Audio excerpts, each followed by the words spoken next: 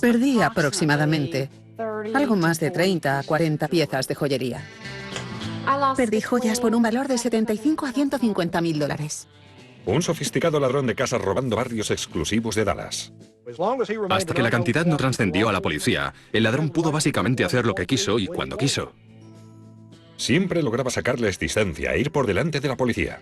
Es muy sencillo robar en casa sin que te pillen, siempre que lleves guantes y no dejes huellas dactilares.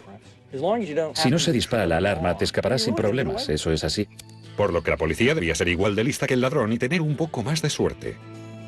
Se salió con la suya durante mucho tiempo. Puede decirse que era bueno en su trabajo. La joyería es un estilo de vida para las mujeres en Dallas. Mientras que las mujeres habitualmente en otras ciudades se ponen prendas como unos guantes, tal vez en ciudades como Minneapolis, o unas gafas de sol en Miami, en Dallas las mujeres son más elegantes y distinguidas. Siempre se ponen unos pendientes, un anillo o un reloj. En Dallas viven muchas de las personas más ricas del país. A principios de la década de 1990, un ladrón solitario realizaba robos nocturnos en los barrios más exclusivos de Dallas, lugares como Bentry, Preston Trails o Preston Hollow. Cuando llegué a la puerta principal, vi que estaba abierta y enseguida supe que pasaba algo. Empecé a mirar a mi alrededor. Fui a mi dormitorio y advertí que había una ventana rota. Mi padre estaba allí y le pedí que llamara inmediatamente a la policía porque alguien había entrado a robar en casa. Mientras venían hacia aquí descubrí que se habían llevado absolutamente todas mis joyas. Describiría el área donde tuvieron lugar los robos como probablemente uno de los barrios más acomodados de Dallas, dentro de los límites urbanos. Algunas de las víctimas eran gente influyente y acaudalada. Había desde importantes presidentes de empresas a banqueros, pasando por rostros famosos de la tele o cowboys de Dallas. Llegué a casa tarde una noche, creo que había ido al cine, y al entrar noté algo extraño. Las cosas no estaban como debían. Y no es que estuviera todo revuelto, pero tuve una sensación extraña. Vi un cristal hecho añicos en el suelo junto a la puerta principal. Me acerqué, cogí una de las piezas y vi que había sangre. Todo estaba en silencio. Mi barrio es muy tranquilo. Miré a mi alrededor y pensé, madre mía, aquí hay alguien. Atravesé el cuarto y recordé que tenía un maletín y unos anillos de la Super Bowl. Ese día había ido a jugar a golf y me los había quitado. Dentro tenía mi cartera, así que de pronto fui a cogerlo. Pero ya no estaba. Me sentí muy violentado. Es ese tipo de cosas que te pasan una vez y no quieres que se repitan. Un robo nocturno puede ser muy aterrador y frustrante. El sospechoso normalmente planeará el robo con mucho tiempo para observarlo todo bien. Inspeccionará la zona varias veces si es necesario.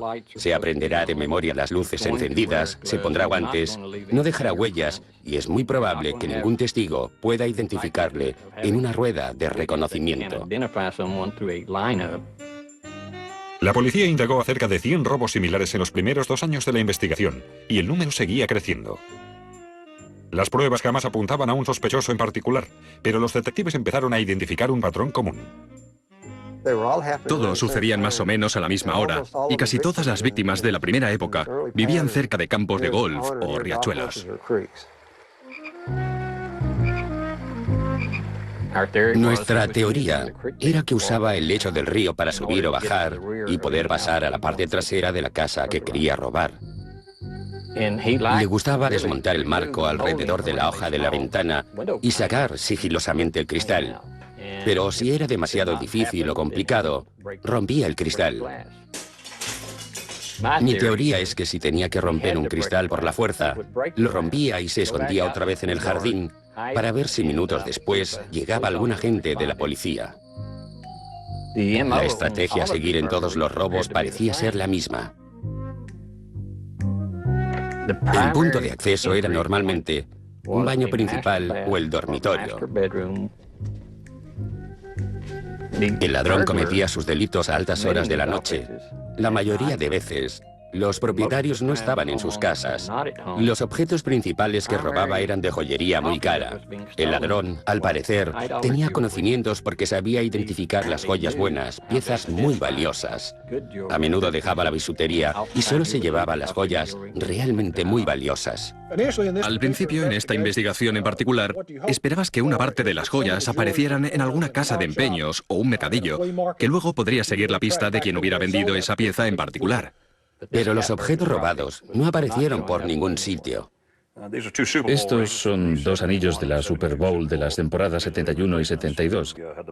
Son las copias que tuvimos que comprar. Pocas veces me los pongo y en esa época no me los ponía. Siempre estaban en mi cajón o en el maletín. Pero fue una pena. ¿Alguien los tendrá en algún sitio? Llevo puestas algunas de las pocas joyas que no me robaron. Este precioso anillo lleva encastada la piedra del diamante de la abuela del que fue mi exmarido. Lo más importante es que tiene un gran valor sentimental para mí. Estos pendientes, que van a conjunto con el anillo, y el collar, que combinan con los pendientes y el anillo, los tenía tasando en el momento del robo. No recuerdo muy bien, pero creo que perdí aproximadamente de 30 a 40 piezas de joyería. Me preguntaba siempre a dónde iba a parar todo lo robado. ¿Qué pasaba con los objetos? No aparecían por ningún lado ninguna de las valiosas joyas. Eso nos decepcionaba un montón. Era la época de las fiestas de Navidad. Estábamos a 1 de diciembre y teníamos nuestra primera fiesta de la temporada la noche siguiente. Así que aquel día fui al banco a buscar algunas de las piezas más caras, las que normalmente no tengo en casa. Me levanté por la mañana y no sospeché que hubiera pasado nada. Me duché, me vestí y me preparé para ese día. Fui a mi joyero a coger mis alianzas porque me las había quitado. Y no solo faltaban las alianzas, sino que la caja entera había desaparecido. Todo había desaparecido. En 1993, mientras aumentaba el número de robos de guante blanco al norte de Dallas, los investigadores adoptaron una acción más agresiva. No tenían un sospechoso, pero sí un patrón común en los robos que podía ayudarles a dar con el ladrón. Habíamos estado de vacaciones toda la familia. Cuando entramos en el coche hasta casa, vimos que había algunos fragmentos de cristal en el césped. Entonces pensamos que había pasado algo malo.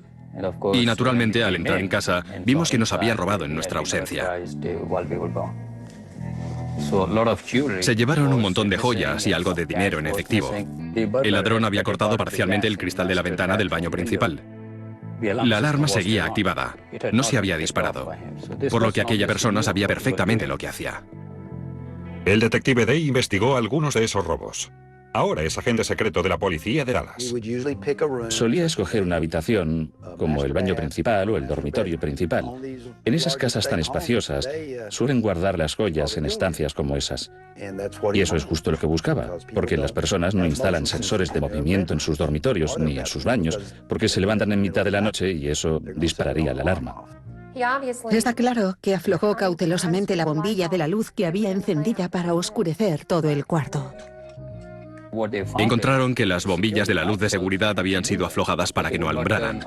Esa persona había hecho sus deberes. Probablemente había recorrido la casa, identificando cada uno de los lugares por donde tenía que pasar para que la alarma no se activara. También había una colilla de cigarro en el retrete, que según parecía habitualmente, era como su firma. La dejaba en cada casa. En la esquina de una de las casas había unos matojos de hojas. Había espacio entre los matojos y la casa. Estaba claro que alguien había estado allí, lo suficiente para fumarse al menos 2 o 3 cigarrillos. Tuve la impresión de que probablemente había estado fumando a la espera del momento adecuado para entrar. La mayoría de veces sospechan de alguien y no les importa señalar o mencionar quién creen que ha podido ser. Pensé primero que había sido uno de los obreros. No sabía si quizás un pintor, que por lo que fuera había ido a la casa. En su momento sospeché de las personas que trabajaban para mí. En tu casa entran jardineros o pintores. Justo me estaba divorciando en esos momentos e inmediatamente pensé que podría ser alguien relacionado con mi exmarido. Comprobamos a aquellas personas para descartarlas como sospechosas. Si hubiéramos encontrado más pruebas que apuntaran a una conducta de culpabilidad, quizás les hubiéramos puesto más vigilancia. Pero los robos continuaron y aumentó la presión sobre la policía de Dallas para arrestar al culpable. Así que los detectives hablaron con su supervisor con la idea de disponer un equipo especial destinado a atrapar al ladrón del norte de Dallas. Así que formamos un equipo de fuerzas de despliegue. Y eran policías que normalmente trabajan en complejos de apartamentos vigilando el robo de vehículos y otro tipo de delitos. Pero los reunimos para que se concentraran en el entorno de este caso en particular. La intención de formar aquel amplio destacamento policial era cazar al ladrón en el mismo momento del robo, con las manos en la masa. Tomamos fotografías aéreas y marcamos en aquellas fotos las casas donde se habían producido los diferentes robos, donde se habían visto a personas sospechosas. Llegamos a la conclusión de que aquel ladrón de viviendas había pasado desapercibido de un barrio a otro, necesariamente por los cinturones verdes del campo de golf. Era como una lotería. Podías ponerte en un sitio, observar día y noche y esperar durante 3 semanas sin que pasara nada en esa zona en particular. Entonces, la noche que te ibas pasaba algo. No hay nada peor que estar junto a un riachuelo en agosto, plagado de mosquitos por todas partes, a la espera de que alguien se acerque y que al final no pase nada. Durante la operación de vigilancia policial en el campo de golf, 2 agentes sentados cerca de uno de los puentes vieron a una persona que se acercaba hacia ellos. El agente casi se sorprendió tanto como el posible sospechoso. El sospechoso siguió corriendo. Entre otras cosas, llevaba una riñonera rosa. Pero en la huida perdió la riñonera. Consiguió eludir a los agentes. Pero nosotros recogimos aquella riñonera que contenía una linterna pequeña y un paquete de cigarrillos Marlboro. Procesamos la linterna y las pilas de la linterna en busca de huellas dactilares. No hubo forma de identificar aquella huella, pero la pista de la cajetilla de cigarrillos era buena, porque coincidía con las pruebas que habíamos estado recopilando de las escenas del crimen. Teníamos buenas y malas noticias, porque a la vez que verificamos que se trataba de un único sospechoso, teníamos una descripción física general del hombre al que perseguíamos. La mala noticia era que al haber topado con él y no haberle atrapado en ese mismo instante, él se enteró de que le íbamos detrás y cambió su patrón de actuación. La única pista importante que teníamos hasta entonces se había evaporado. El 10 de enero de 1998 ocurrió un robo en la zona de Preston Hollow y en la casa de Harold y Annette Simmons. El multimillonario Harold Simmons y su esposa Annette vivían en una de las mansiones más seguras de Dallas. Su gran casa estaba protegida con un sistema de seguridad de alta tecnología, un muro de ladrillo, 2 perros y 2 vigilantes las 24 horas. El ladrón entró por la cara este de la propiedad a través de una ventana de un dormitorio de la 2ª planta sin que la alarma sonara. Los Simmons estaban de viaje. Una sirvienta informó del robo. Los Simmons hicieron un inventario de las pérdidas y denunciaron al menos 400 piezas de joyería robadas de su baño principal, por un valor total aproximado de 1,4 millones de dólares. El hecho de que el sospechoso hubiera logrado entrar en la casa sin hacer saltar la alarma nos indicaba 2 cosas. O le habían filtrado información desde dentro, o era un ladrón tan sofisticado que era capaz de frustrar el sistema de alarma. Registramos la escena del hurto. Hicimos fotos. No había huellas dactilares. Investigamos a todos los familiares, empleados y a todos los empresarios de la competencia. Interrogamos a los trabajadores, pero no hallamos nada absolutamente, ninguna pista. Con robos de estas características, que se salen de lo común, hay pocos ladrones que se atreverían a intentarlo, por lo que tu lista de sospechosos es bastante corta. La forma de entrar era idéntica a la de otros robos anteriores que habíamos investigado en Preston Hollow y en Preston Trails. Este espectacular robo generó mucha expectación. Los Simmons ofrecieron una generosa recompensa a quien proporcionara información sobre los ladrones o sobre las joyas. Después de estudiar y agotar casi todas las pistas que teníamos, y sin haber hallado a el sospechoso, tuve un golpe de suerte, y el 13 de abril recibí una llamada de alguien que conocía al ladrón, que había cometido el robo en casa de los Simmons. Ese hombre fue sincero al decirme su nombre. Admitió que era adicto a la cocaína y me dijo que el nombre callejero era el hombre del pollo, Chicken Man. Un día conocí a una chica llamada Jennifer y se hicieron grandes amigos. Chicken Man tenía los contactos para conseguir las drogas que Jennifer quería comprar. Yo trabajaba en un restaurante de comida rápida, de pollo. Y fue cuando Jennifer empezó a llamarme. Cuando venía me decía, míralo, el hombre del pollo. Yo trabajaba con pollos.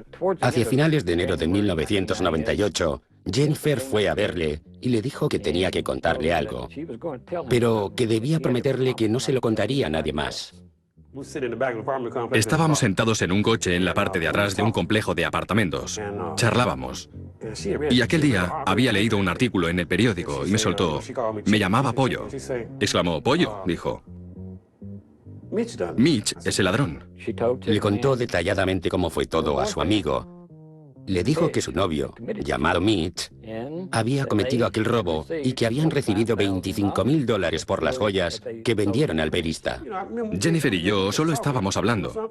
Y en aquel momento pensé que quizás con todo el colocón que llevábamos, no sé, quizás por eso había dicho lo que estaba contando. Pero en verdad no le di más vueltas. Este hombre proporcionó información específica y confidencial sobre el robo de los Simmons, incluido el hecho de que Mitch había entrado a la casa por la ventana del baño. También reveló al menos parte de su motivación para el robo. Mitch y yo nos peleamos. No fue un comentario racista, pero algo parecido. Por lo que fuera, me sentí insultado. Insultó a mi persona. En otras palabras, Mitch me humilló. Básicamente por eso llamé a la policía, porque Mitch me había cabreado de verdad. Pero no sabía que la bola también acabaría afectando a Jennifer. No podía arrestar así sin más a Mitch y a Jennifer basándome en la declaración de Chickenman. Tenía que buscar pruebas tangibles que pudiera presentar ante un juez. Chickenman tenía antecedentes penales, por lo que sería un testigo nada fiable, incluso peliagudo en el estrado. Nadie lo entendería. Le dije a Philpott, que había una cosa que no pensaba hacer, testificar en contra de Jennifer. Y eso no le gustó a Philpott. Creo que él y yo tenemos un problema por ese motivo. Le expliqué que la única forma de obtener la recompensa sería darme la suficiente información para proceder al arresto. Sí, pensé en todo ese dinero, en la pasta que sería. Dijo, Philpott, recuerdo que una noche que estaba con Jennifer, fuimos a su complejo de apartamentos y Jennifer vendió unas valiosas joyas a una chica llamada Becky. El detective Philpott localizó a Becky Reno, quien confirmó que Jennifer Dolan le había vendido joyas hacía poco. En su declaración jurada ofrece detalles del encuentro. Conocí a una chica que cambiaba una rueda pinchada en un aparcamiento donde yo estaba. Estaba con un tipo negro. Me preguntó si quería comprar unas joyas porque necesitaba arreglar el pinchazo. Me vendió 4 anillos y un collar por $40. Luego me dio las gracias por ayudarla y dijo que se llamaba Jennifer. Después empeñé los anillos en el Cash America Pawn. Cuando fuimos a la casa de empeño, nos contaron que las habían vendido legalmente a un cliente. Así que algunos de nuestros hombres localizaron a aquel individuo, lo interrogaron y, por supuesto, le incautaron las joyas. Cuando le quité los anillos a aquel hombre que los había comprado en la casa de empeño y me dirigí a casa de los Simmons, tenía un nudo en el estómago. Esperaba que aquellos anillos fueran de aquel robo y no de otro, que no pudiera identificar. Pero entré en casa de los Simmons, le enseñé los anillos y la señora los identificó, se los probó en el dedo. Creo que se me dibujó una amplia sonrisa en la cara. 4 meses después del robo en casa de los Simmons, la policía detuvo a Jennifer Dolan. Jennifer estaba en posesión de narcóticos ilegales. Cuando la entrevisté o le hice el interrogatorio, pienso que la cogí desprevenida porque le comuniqué que los cargos por tenencia de estupefacientes no eran los únicos a los que se enfrentaría. Cuando mencioné el nombre de Simmons, la chica se puso sumamente muy nerviosa, se asustó. Entonces hice algo que no había hecho antes y no he hecho más. Era bastante joven, se puso a llorar y entonces le miré y le dije, Jennifer, sé que quieres dejar todo esto atrás y sé que me quieres contar la verdad, que estás muy asustada. Se nota que estás muy asustada. ¿Prefieres que avise a tu madre para que venga? Respondió, sí. Le pregunté, Mitch es el ladrón, ¿verdad? Contestó, sí. Y apuntó, en realidad he hecho cientos de robos. Le pregunté que cómo lo sabía. Contestó que ella conducía el coche. En presencia de su madre, Jennifer Dolan empezó a relatar los detalles del robo en casa de los Simmons unos meses antes. Según como nos lo contó, ella había apeado a Mitch junto a la carretera. Miró mientras escalaba el muro de la parte trasera de la casa de los Simmons. dio vueltas con el coche durante unos 15 minutos y al regresar Mitch ya volvía a estar en la calle con una funda de almohada llena, repleta de joyas. Cuando llegaron a casa, vertieron el contenido de la funda sobre la cama y los dos empezaron a reírse porque no podían creérselo. Tras la emoción inicial, Mitch Shaw llamó a su perista para mostrarle lo gordo que era el botín. Según la descripción de Mitch, el comerciante se imaginó que Mitch había entrado en casa del multimillonario Harold Simmons. A Jennifer y Mitch les entró el pánico al ver las noticias, pidiendo al perista que les ayudara a deshacerse de las joyas. A cambio de más de $1 millón en joyas, el perista solo le dio a Mitch $25.000. Mitch realmente no daba valor al dinero. Jennifer sí. Él prefería quedarse en un apartamento de una sola habitación. Le encantaba y creía que era un gurú de la informática. De hecho, eran dos caracteres que no casaban juntos. Ella era extrovertida, le gustaba la fiesta, se lanzaba a la piscina. Había muchos chicos que se interesaban por Jennifer porque era muy guapa. Y no sé por qué estaba con Mitch. ¿Qué hacía con él? Porque Mitch no salía nunca de casa. Él no hacía nada. Mitch no la llevaba a ninguna parte. No puedo decir que intentara impresionar a nadie, porque nunca tuvo a nadie a quien impresionar. Creo que lo hacía por una satisfacción personal.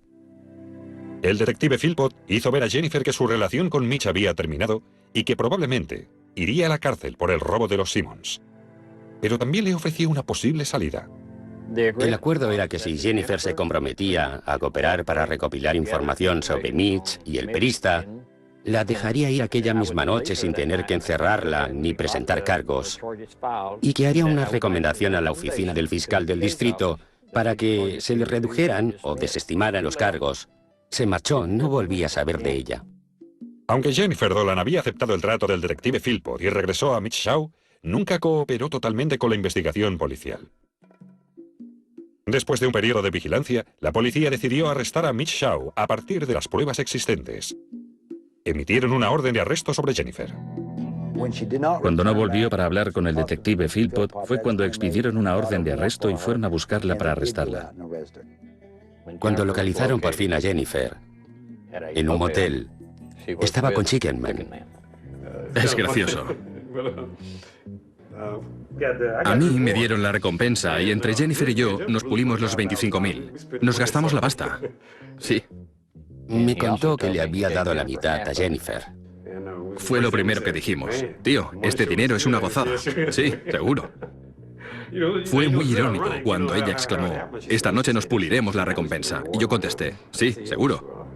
Le pregunté si ella no estaba enfadada con él. Él era quien los había entregado. Tenía que saberlo, pero dijo, sí, pero somos amigos. En 1999, la oficina del fiscal del distrito en Dallas juzgó a Thomas Mitchell Shaw, acusado del robo del $1 millón a los Simmons. Jennifer Dolan indicó nuevamente que cooperaría en el proceso a cambio de un indulto. Si te paras a pensar, Mitch Shaw y Jennifer Dolan eran casi Cary Grant y Grace Kelly. No eran exactamente la imagen que tienes cuando piensas en ladrones de joyas. Y es que Mitch era más bien un aburrido informático introvertido y apenas salía de la habitación. Evidentemente pasaba muchas horas delante del ordenador. Jennifer, por otra parte, se pasaba muchas horas drogándose. Me reuní con el fiscal que habían asignado al caso varias veces, antes de que el juicio se iniciara para concretar la historia. La primera vez que estudiamos el caso vimos varios temas legales relevantes que había que superar. En nuestras conversaciones insistió varias veces que no era un caso muy sólido. Sin huellas dactilares, sin ADN, sin una confesión de Mitch admitiendo el delito. Lo único que teníamos era el testimonio de una chica, drogodependiente, para ser francos y sinceros. Nuestras principales pruebas eran los 2 anillos. Teníamos los anillos que la señora Simmons había identificado. Teníamos gran cantidad de objetos que habían sido sustraídos y solo recuperamos una porción muy pequeña del total. Becky Reno prestó declaración. Era quien había comprado los anillos a Jennifer a cambio de dinero en efectivo. Pero aquello corroboraba completamente la participación de Jennifer Dolan. No implicaba por sí solo a Thomas Mitchell Shaw. Cuando empieza el juicio, lo que sucede es que Jennifer Dolan le dice a su abogado que no participará ni hablará, que no testificará. No creímos que haría un desacato al tribunal, y que testificaría y que mentiría, pero estaba convencido de que al menos subiría al estrado, pero no quiso. Chickenman nunca acudió a la citación y lo peor, jamás testificó. Pero, irónicamente, mientras estábamos en la comisaría reunidos discutiendo el caso, el detective recibió una llamada, porque acababan de recibir un soplo desde la cárcel. Era un mensaje de un convicto, Daryl Hartman, el cowboy, un recluso chivato. Hartman explicó que conoció a un hombre llamado Shaw mientras esperaban para ver al médico en la enfermería de la cárcel. Shaw le preguntó si conocía a alguien que comprara objetos robados como los que él había enterrado. El cowboy también tenía problemas psiquiátricos. Tenía indicaciones psiquiátricas de curas en la enfermería de la cárcel porque oía voces. Por eso, cuando los detectives fueron a hablar con él, lo que hicieron fue grabar toda la entrevista. La otra persona presente en la sala cuando Daryl Hartman prestó declaración era un agente de seguridad pública de Texas que llevaba un micrófono en la gorra. Durante el juicio a Mitch, su abogado Doug Mulder atacó la credibilidad de Hartman. Mulder hizo un trabajo brillante pinchando al cowboy, el enfermo psiquiátrico de la cárcel que oía voces, insistiendo en las preguntas. Como fiscal, lo único que puedes hacer es quedarte ahí sentado, escuchando, pensando. ¿Cuándo terminará esto? También es muy incisivo con preguntas sobre la conversación grabada que había tenido con los detectives. Por lo que, nada más terminar, el testigo se vuelve hacia mí y le ofrezco la cinta, sujetándola con la mano. En esa situación, Doug había montado un espectáculo tal con la cinta que él lo tenía muy difícil para objetar. E inmediatamente manifestó, ¿sabe? No tenemos ninguna objeción. Estábamos en el pasillo. Me preguntó si conocía a alguien que comprara joyas. Me contó que tenía algunas piezas que había conseguido en una casa en el norte de Dallas. Esas fueron sus palabras. Cosas como relojes, anillos, diamantes y demás. Me dijo que eran de valor, que tenía material bueno. Y escuchándolo mientras prestaba declaración a través de la cinta, fue la primera vez que el jurado ató cabos. Dijo, tío, voy a matar a esa zorra. Porque esa zorra ha ido a la pasma y ha firmado no sé qué papeles declarando que yo era el que hizo el robo. Y que entré en la casa de un ricachón, la casa de un millonario. ¿Le dijo que era el autor de los robos? Sí, dijo que era el ladrón, dijo que era el ladrón. Creí que la argumentación había funcionado. El jurado lo había entendido, pero no sabía qué iba a pasar. Solo hacía falta que una sola persona pensara que Jennifer había sido la responsable de tender una trampa a Mitch. No creo que nadie supiera cómo iba a reaccionar el jurado o qué visión tenía del caso. No había otro remedio que esperar. Cuando el jurado regresó con el veredicto de culpable, me quedé muy satisfecho. Entonces me sentí realmente feliz. Pero cuando lo condenaron a 7 años de libertad condicional, no lo encajé bien. No supe entender cómo podía ser. No me sorprendió que el jurado se inclinara por la libertad condicional. Llevo en esto muchos años y con el tiempo aprendes a no sorprenderte por las decisiones de un jurado. El hecho de que alguien pudiera entrar a robar en casa de otra persona o sustraerle objetos personales por $1 millón sin tener que entrar a la cárcel por ello, después de haber sido declarado culpable, no me cabía en la cabeza. ¿Cómo podían pasar cosas así? Y eso hizo que me prometiera que iba a encontrar más casos y presentaría algunos más para intentar resolverlos. Fue una decepción para el Departamento de Policía de Dallas y especialmente para el detective Philpott que Thomas Mitchell Shaw solo estuviera en libertad vigilada tras haber robado $1 millón. El detective no tiró la toalla. Retomó su trabajo para encontrar más casos en los que Shaw pudiera haber sido responsable. Por supuesto. Sabía que Mitch había cometido cientos de robos. El jurado no tenía ese privilegio. Después de esa primera condena, dudo mucho que Philpott quedara satisfecho. Una de las cosas que hace un buen detective, que haría un buen detective criminal, tras haber identificado un patrón y tener identificada a una persona responsable, es seguir revisando todos los casos. El robo prescribe al cabo de 5 años. Tuve que seguir pensando que todos aquellos robos, la primera vez que fueron investigados, no existió el nombre de un posible sospechoso. ¿Qué se me ha pasado por alto? Continúas con el mismo caso una y otra vez. Sabía que muchos de aquellos robos habían tenido lugar hacía 5 años y finalmente habían prescrito. Seguí adelante, probablemente estudié 40 o 50 delitos hasta que encontré uno en el que había en la escena del crimen sangre. Sangre junto a la puerta de acceso.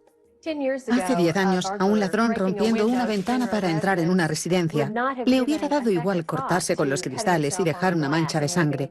La sangre estaba en un trozo pequeño de tela blanca. Me pareció que sería una muestra difícil porque no era particularmente fuerte. Era más bien tenue, pero aún así la analicé. Pude obtener una orden judicial para extraerle sangre a Mitch y compararla con la sangre hallada en aquel lugar. Realicé la prueba de ADN de aquella muestra y archivé un perfil de ADN parcial.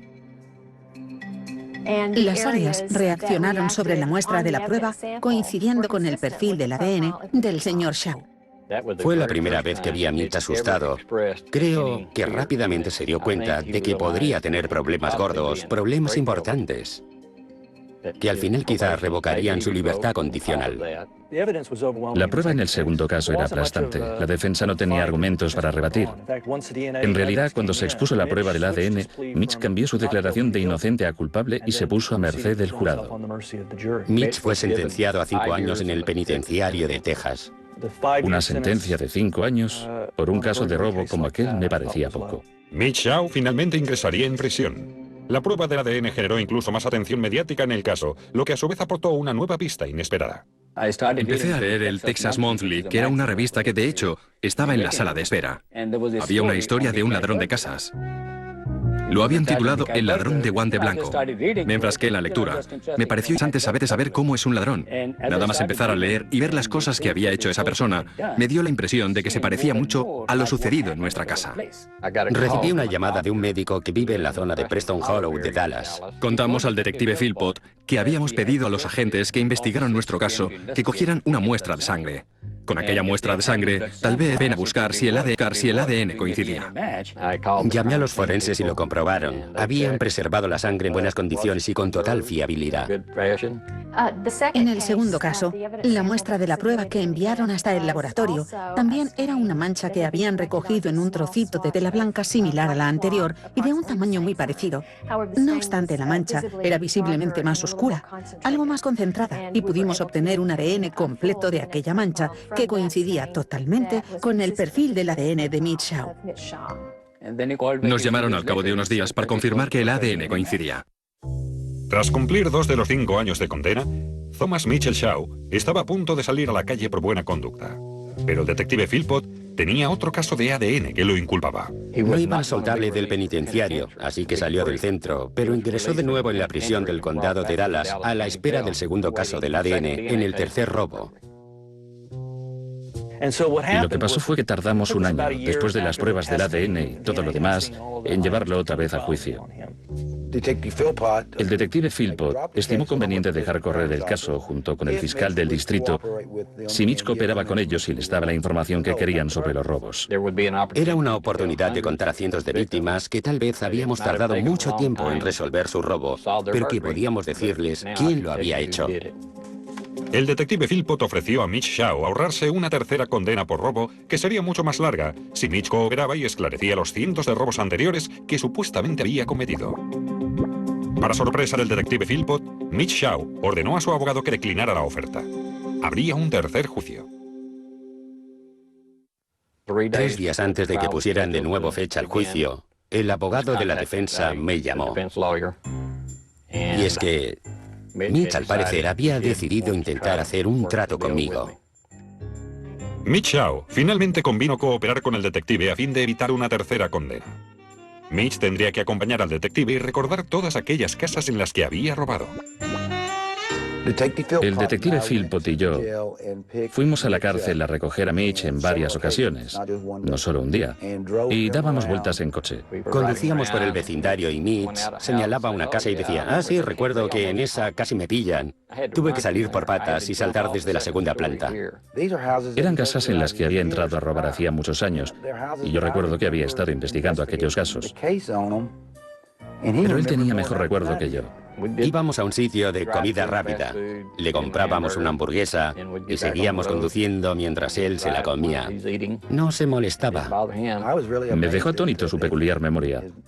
Se acordaba de todo, incluso de los nombres de algunas de las víctimas. Lo que más me sorprendió personalmente fue que me enseñara, cerca del área de Preston Trails, el lugar hasta donde ella conducía, aparcaba y esperaba a que él volviera con el botín.